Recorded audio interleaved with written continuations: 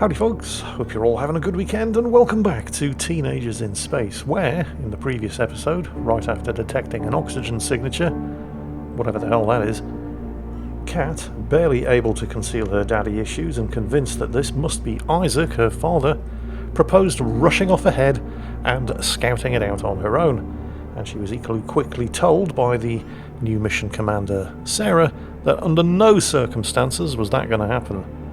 They came to Mars as a team, and despite having lost one of their team members, they're going to explore Mars as a team.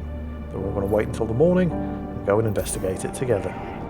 Kathy, where the hell are you? I'm sorry, Sarah, but you're hurt and Ryan's the only one that can help. I just thought it best You to... disobeyed my orders. We're on a mission.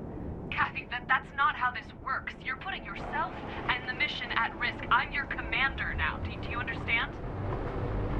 Do you understand, Kathy? Yes, I copy. Going out on your own is completely reckless. You've taken the only functional rover, so if anything happens, you'll be on your own. You're right. If you see any signs of life, come right back. Okay? I will. Be safe and stay in touch. Yep. One word from the commander, and Kat does whatever the hell she wants.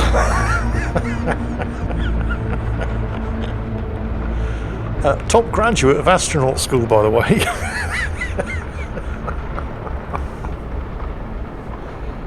I can't say I didn't see this coming. Also, where did all this ice come from? Surface ice on Mars. Well, actually, yeah. They reckon there's something like 3 million cubic kilometres of ice, either at or near the surface. Mars has ice caps. I didn't realise we were at the poles. But I guess we must be. It's the only logical explanation. Not sure Martian ice is going to look like this though, even surface ice. Because the thing about Martian ice is it's mixed up with lots and lots and lots of Martian dust. But then again, I suppose it is a game, and if you didn't make ice look recognisable as ice, the player wouldn't know that they were driving over ice. So yeah, fair enough. They get away with a certain amount of poetic licence where the surface ice on Mars is concerned. Well, looks like we arrived at a place. So we're here because apparently we detected a spike in oxygen being consumed, which may indicate the presence of people. Don't ask me how we detected that, but we did. And so here we are. Oh yeah, there was one other thing. The guns. See, when they were abandoning ship in orbit, Sarah made sure that they brought the guns with them. The guns that nobody else knew about, other than her and the previous mission commander, Claire. She didn't bring any food, water, medical supplies, but she made sure they brought the guns. The thing is, after thinking about it for a few minutes, and really no more than a few minutes, that's actually kind of sensible. Because let's not forget the guy in charge of this whole shit show on Mars, MacArthur, had people killed on the moon for refusing to go along with his plans. Oh, Kat, what do you... No, Kat. Kat, stop and think about things for a minute before... Well, to be fair, stopping and thinking about things for a minute isn't exactly our top graduate of astronaut school's strong suit, is it? You know, it's better to have them and not need them than to need them and not have them. And given that you're here looking for survivors, the ones who've survived the mess that occurred here on Mars are probably going to be the ones with the guns. Sarah, I just arrived. What do you see? I don't really see any signs of life from here. The facility seems abandoned and pretty beaten up, like the quarry I told you about. I'm gonna go take a closer look. If you find anyone, you don't engage them on your own. Come straight back, understood? I will. Yeah, but you won't though, will you, Kat? I mean, based on the evidence alone, we can guarantee that, but I know people like Kat. The one thing that you can guarantee is always going to happen is the exact opposite of whatever it is they have said they are going to do. Top graduate of astronaut school, by the way.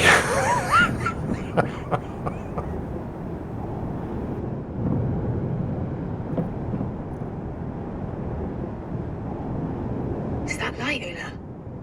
Let's find a way down. I was getting a bit concerned at this point because the game isn't actually letting me move. That does not look trustworthy. I better find a way down to make it across the ice. But it turns out you just had to identify certain points of interest, and then, yep, sure enough, the game lets you take control of the character again. So let's take a look around. Is there anything in here? Possibly, but no power, so I can't get the door open.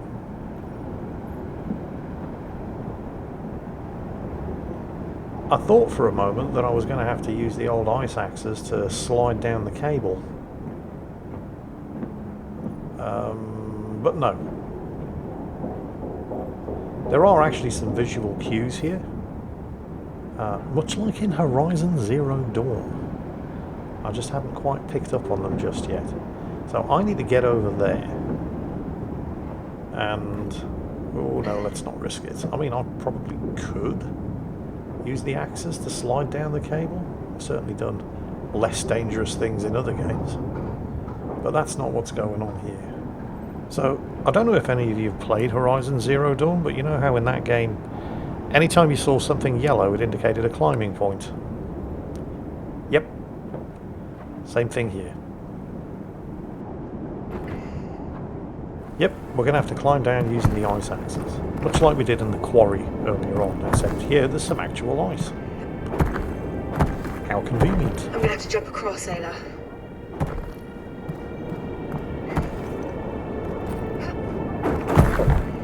That was close. Now, this is something I've never had to do before. And we've just introduced a new element into the climbing mechanic. This whole climbing mechanic isn't something that they had in the original game. And honestly, I don't think the original game suffered for the lack of it. But it does give them other options with the running and jumping and climbing puzzles and things. I'm glad they're not overusing it though, because it could get old real fast. Well, I'm glad they're not overusing it yet. That remains to be seen. I don't have to climb all the way down, do I? I mean, I could, but there are other options. A bit risky. But faster. Yeah, we like that. Now which way are we going? I think I can just drop from here, actually. Because I'm certainly not seeing anything else that looks climbable. Alright. Yeah, we're good. Oh, right. Yeah. Okay, I can get up onto this ledge and then climb across. Basically, I'm just looking for a spot that has ice all the way down that I can just drop from and then use the axes to arrest my fall before I hit the bottom. Like I said, risky, but faster. Might want to move over a little bit here just to make sure I've got enough ice below me. There we go. And again. Easy. Right. I know, do try to contain your shock. I just performed a physical activity in a game and I didn't screw it up. And I even made it look easy. Yes, but you didn't see all of the edits. To be fair, I only really got stuck at the start. Trying to figure out exactly which way I was supposed to go. Speaking of exactly which way I'm supposed to go... Kat, how are you getting on? The facility is surrounded by ice. Making my way across it now. Could be their water processing facility. Maybe. How's it going over there? We found something incredible. The missing Ark. It's called Ark Vita. Vita? That sounds familiar. That's not even the incredible bit. Apparently, Vita has a databank of millions of Earth's flora and fauna species. Many of them extinct. And it can recreate them. It's a bioprinter. Wait. Bioprinter? It has all the ingredients to create life. Wow. All those animals we've lost vegetation we haven't seen for decades, we could bring it all back. But we can't find it. Its location isn't on any records. It just vanished. So if you find any information on its whereabouts, let us know. Copy that. What? They've got fucking replicators now. I mean, leaving aside the fact that they now apparently have a complete biological database of every species that ever existed on Earth, including all the ones that went extinct. And we'll talk about that in a moment, but replicators? However, that's not all. That's the Curiosity rover. Now that's cool and everything. But the Curiosity rover didn't land on the poles. It landed just south of the Martian equator. And why is it singing Happy Birthday? What the fuck? Okay, nice little Easter egg and all. And finding things like this in the game is one reason why it's not always a great idea just to head straight to the mission objectives, but it shouldn't be here. It's a couple of thousand kilometers away from where it should have been. But let's go back to this whole biological database that they apparently have. Now, this is not an outrageous idea. We do actually have these biovaults on Earth right now. The most famous one probably being the Svalbard Seed Vault, which is...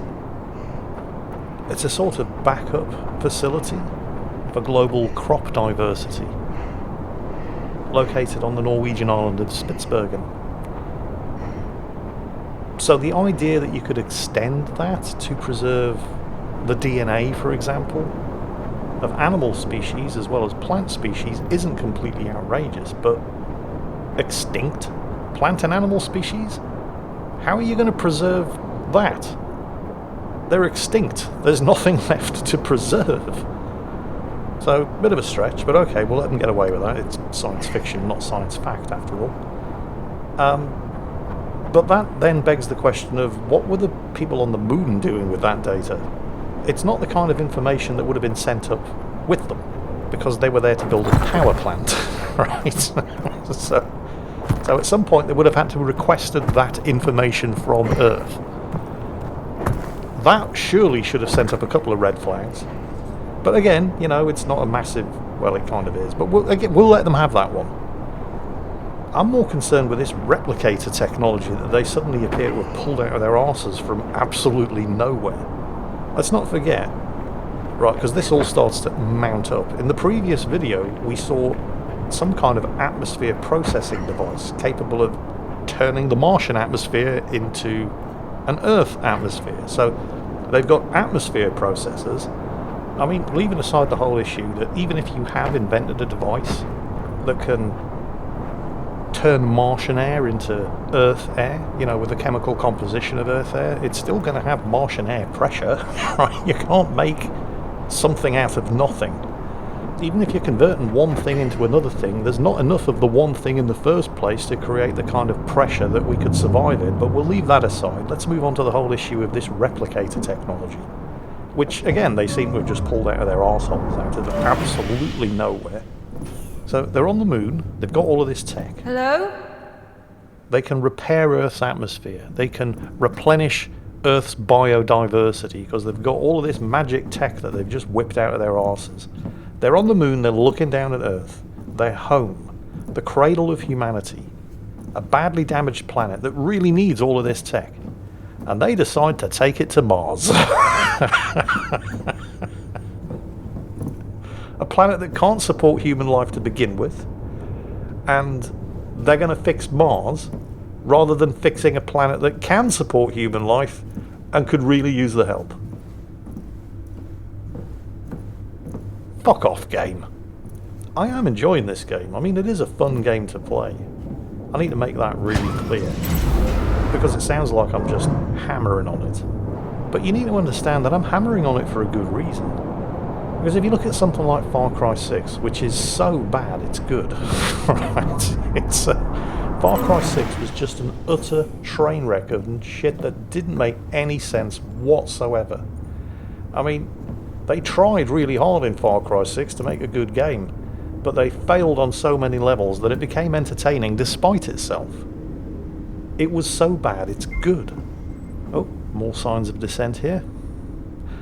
The problem with Deliver Us Mars... Oh, hang Whatever on. Odom's function was, this data suggests its output was declining drastically. And that highlighted structure, I think that's where we're headed. The problem that I'm finding with Deliver Us Mars is that it could so very easily be a great game. And it's not so bad. It doesn't go far enough in the other direction to be like Far Cry 6 and be so bad that it's hilariously good. Oh, it's so frustrating. It's not so bad it's good. It's just dangerously close to being just bad. I mean, leaving aside the whole issue of these Martian colonists, for some reason, being able to whip these magical new world-saving technologies out of their arseholes, they don't have the production capabilities to build this shit on the kind of scale that would make a planet like Mars habitable. And they still haven't figured out a way of dealing with the solar radiation because Mars doesn't have a magnetic field, but no doubt they've got some kind of magical technology they can whip out their arses to fix that as well. But it's the sheer impracticality of what it is that they're trying to do here. I mean, yeah, sure, fair enough. But they were churning out apparently 50,000 tons of ore a day at the quarry in Herschel, which is pretty impressive considering that they started with whatever they could actually cram on board the spaceships that brought them here. But even that, 50,000 tons of ore a day, is a drop in the ocean compared to the production and manufacturing capabilities on Earth. So this is what they were growing here. This entire crate was meant to serve 50 people for an entire week. That's way too little. I get why people hoarded the stuff to barter with. This is exactly my point. It doesn't matter what technology you have if you don't have the manufacturing base to put it to work. Earth does. And it wouldn't have to do as much work on Earth because Earth has a living biosphere to begin with. Damaged, on the verge of collapse, but still a living biosphere, something that Mars doesn't have. So this is where they manufactured the antidepressants themselves. Mass distributed, right along with the food. MacArthur was going on about his 5-year plan, how in 5 years this whole colony was going to be self-sufficient. Mate, even with all of the magic tech in the world, it's going to take 500 years with the manufacturing and logistics capabilities that you have. I'm starting to think these Martian colonists aren't the geniuses they're made out to be. So I think this facility was their one-stop shop for water, food, and self-made medical supplies. But most signs indicate they were having a pretty rough time of the last few years. Almost akin to a famine. These people were starving. And for what? MacArthur's pipe dream? Well, we don't know what caused the famine yet, or if he was to blame, right? Kathy, be careful, alright? Will do. I'll keep sending sit reps. And don't forget, given what happened here, based on the evidence that we've seen, any surviving people here, and we are here right now at the moment looking for people, anybody who's likely to have survived any kind of insurrection against MacArthur's dictatorship are likely to be the ones with the guns. And MacArthur's people were the ones with the guns. And Kathy just threw her guns away. Then again, I'm starting to question the need for any kind of secret guns on the mission in the first place. I mean, why would they need them anyway? These guys all have suits with lasers on the wrist that can cut through solid steel. Why would you need to keep guns secret? It was like just falling apart in my heart. Great performance, but I still want that hummus on flatbread. You should have seen that woman who sold it, Isaac. Absolutely the most gorgeous woman in Chile. Really? This convention in Amsterdam, before the whole thing. And, what was it called? Oh yeah, it was Beat and Bows, or something like Beat to Bows. Oh, such a silly name, it's so tasty. I bet. You know it's crazy what we're doing here, right? What do you mean? You know what I mean. People are starving because of these mutations. Instead, we make antidepressants so people don't think about it. I know. We can't even feed the people, Isaac. Yeah, it's science. It's an alien thing, really, sometimes. This planet is alien to us. All the time. MacArthur knows that you're organizing those meetings for Homewood. You should be more careful. Someone needs to listen to the people. Give them a voice. What about the people who do want to be in this place? Like you? Don't you want to go back to Earth? Back to your daughters? Of course we want to see this. It's just no hope. I mean, we're not even welcome back on Earth, you know. Saving that planet is a lost cause. You know that. Earth is not a lost cause. We can use the arcs to save it. It's not the planet that I was referring to. You know, never mind. You think Kathy's okay? What?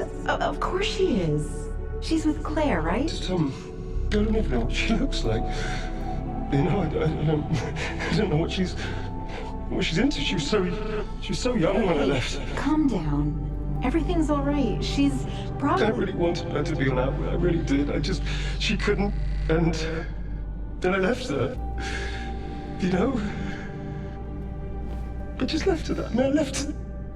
I'm a bad father. I'm a bad father. You're not. I know I'm a bad father. I'm a terrible person. I just left. I You're left not a I left my bad father, Isaac. You're not. There. Why would you do that? It's okay. Just.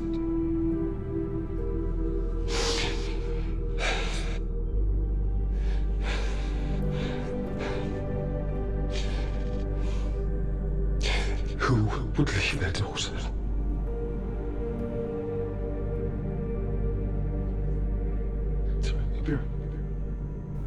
It was never going to be alright, Isaac. And to be completely fair, he didn't leave Kat behind. Claire took her from him.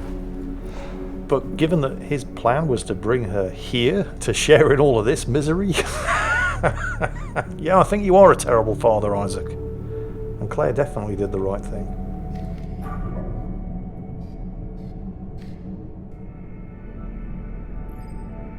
Okay, let's press on and find them.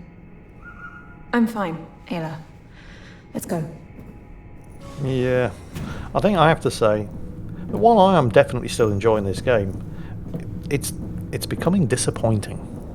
It's starting to turn into a bit of a Subnautica below zero, where it could and should have been great. I mean, the character stuff is really, really good. What are you talking about, Jingles? You've just spent an entire episode telling us what a liability to the mission this bratty teenager Kat is. Well, yeah, she is. And under normal circumstances, there is no way she should ever have been selected for this mission.